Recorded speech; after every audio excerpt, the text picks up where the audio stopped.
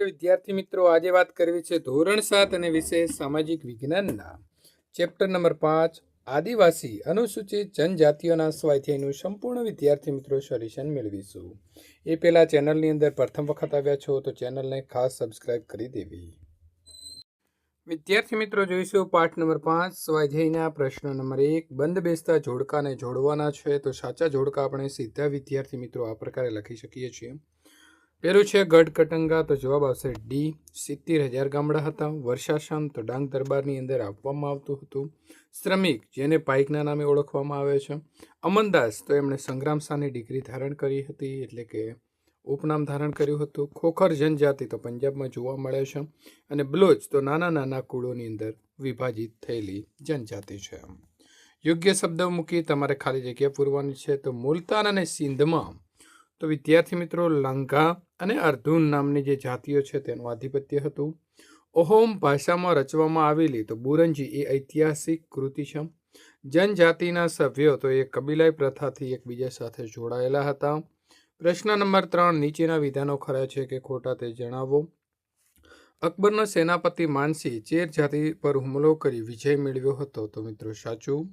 ગુજરાતમાં મિજો, ઓહોમ અને ખોખર જેવી જનજાતિઓ વસે છે, તો એ આવશે ખોટું. ગોંડ લોકો તોપનું નિર્માણ કરી શકતા હતા, તો ખોટું. દક્ષિણ ભારતમાં વેતર, કોરાગા અને સારવાર જાતિના જે છે તે લોકો વસતા હતા, તો વિદ્યાર્થી મિત્રો એ પણ આવશે સાચું. પ્રશ્ન નંબર 4, નીચેના પ્રશ્નોના ઉત્તર આપો. આદિવાસી સમુદાયનું જીવન કઈ બાબતો ઉપર નિર્ભર હતું, તો જવાબ આવશે વિદ્યાર્થી મિત્રો આદિવાસી સમુદાયનું જીવન શિકાર, એકઠી કરેલી વન્ય પેદાશો, સ્થાનિક ખેતી, પશુપાલન, કલા કૌશલ્યથી બનાવેલી સાધન સામગ્રી વગેરે ઉપર નિર્ભર હતું. પ્રશ્ન નંબર 2, જનજાતિઓમાં જોવા મળતો સામૂહિકતાનો સિદ્ધાંત સમજાવો. તો સામૂહિકતાનો સિદ્ધાંત સામૂહિક જીવન ઉપર આધારિત છે. સમૂહમાં રહેવું, સમૂહમાં કામ કરવું અને ઉત્પાદનની સમૂહમાં વહેંચણી કરવી એ સામૂહિકતાના સિદ્ધાંતનું દર્શન છે. પ્રત્યેક જનજાતિના સભ્યો કબીલાઈ પ્રથાથી એકબીજા સાથે જોડાયેલા હતા, એટલે કે તેઓ સમૂહની અંદર રહેતા હતા.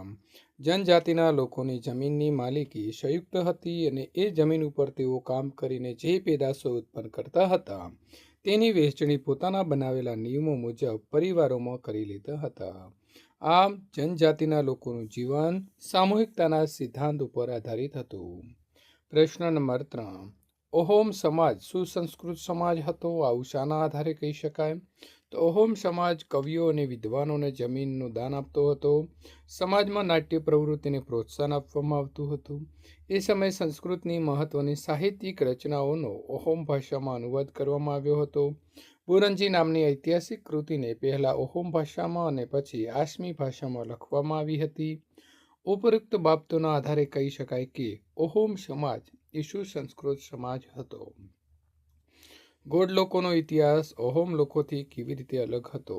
તો ઓહોમ લોકો 13મી સદીની અંદર મ્યાનમારથી આવીને અસમની બ્રહ્મપુત્ર નદીના ખીણ વિસ્તારમાં વસ્યા હતા. તેમણે ભૂયા એટલે કે ભૂસ્વામી જમીનદારીની જૂની રાજકીય વ્યવસ્થાને બદલીને નવા રાજ્યની સ્થાપના કરી હતી.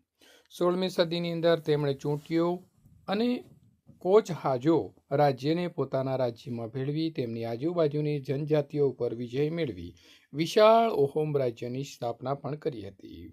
17મી સદીમાં ઓહોમ લોકો દારૂગોળો અને તોફો પણ બનાવતા હતા. ઈસવીસન 1662માં મીર જુમલાના નેતૃત્વ હેઠળની મુઘલ સેના સામે બહાદુરીપૂર્વક લડવા છતાં ઓહોમ લોકો પરાજિત થયા હતા. આમ છતાં ઓહોમ પ્રજાના જે રાજ્ય વિસ્તાર ઉપર મુઘલોનું પ્રત્યક્ષ પ્રભુત્વ લાંબા સમય સુધી ટકી શક્યું નહીં, એ એમની બહાદુરી હતી.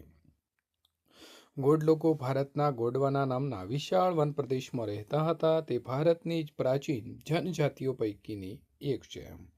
તેઓ સ્થળાંતરિત ખેતી એટલે કે ઝૂમ ખેતી કરતા હતા. તેઓ નાના નાના કુળોમાં વહેંચાયેલા હતા. વિશાળ ગોંડ જાતિમાં દરેક કુળનો એક રાજા હતો. અકબરનામામાં જણાવ્યું છે તે પ્રમાણે ગઢ કટાંગાના ગોંડ રાજ્યમાં 70,000 જેટલા ગામડા હતા. ગઢ કટાંગાના પતન બાદ નિર્બળ બનેલું ગોંડ રાજ્ય શક્તિશાળી બુંદેલો અને મરાઠાઓના આક્રમણ સામે ટકી શક્યું નહીં. આમ ગોંડ લોકોનો ઇતિહાસ ઓહોમ લોકોથી અલગ હતો. વિદ્યાર્થી મિત્રો, આ પ્રકારે આગળના ચેપ્ટરના સોલ્યુશન મેળવવા માટે અહીં આપેલી એન્ડ સ્ક્રીન ઉપર ક્લિક કરીને વિદ્યાર્થી મિત્રો તમે સોલ્યુશન મેળવી શકો છો.